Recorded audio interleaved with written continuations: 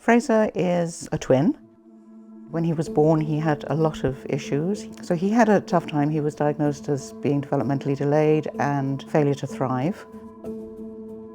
Then once he got over the initial hurdles, he was diagnosed at around 3 or 4 as having autism. We tried to go through the various life skills to make him as independent as possible, but he has certain limitations.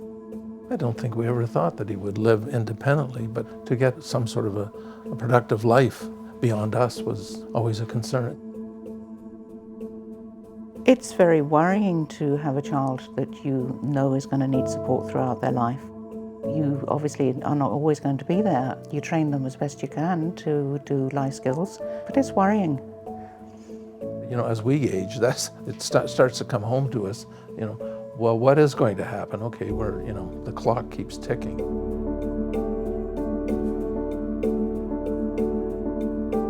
With autism, they're never going to catch up, but at the same time, they don't stop learning. They really do continue to progress well beyond high school. As has been really evident with Fraser, he's done very well at PASS. His communication skills, his conversation skills are way better than they ever were. He never had any friends before, and he has a friend in the program, and that's huge. I mean, everybody wants a friend. I think there was a recognition there was a need to provide housing for our young adults. With the PASS initiative, what they are recognizing is the need for long-term rental housing that provides stability for people with developmental disabilities. It takes a village to raise a child, and that's particularly so with a child with a developmental disability who is then a young adult with a developmental disability. Housing initiatives like this, where support has been provided, has been vital.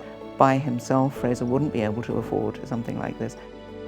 I think people with developmental disabilities deserve the same opportunities as everybody else.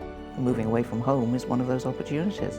It gives him more flexibility and more choices to control his own life. You like to say there's sometimes you miss him, but it's Definitely. But it's a good setup for him. Yes, My gosh, yes. I think we've been very fortunate.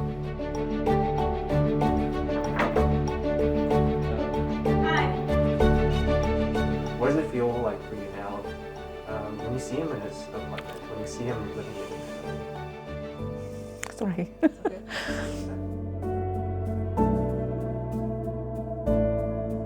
Seeing Fraser in his apartment is really good. We can visualize that he will have a good life when we're gone.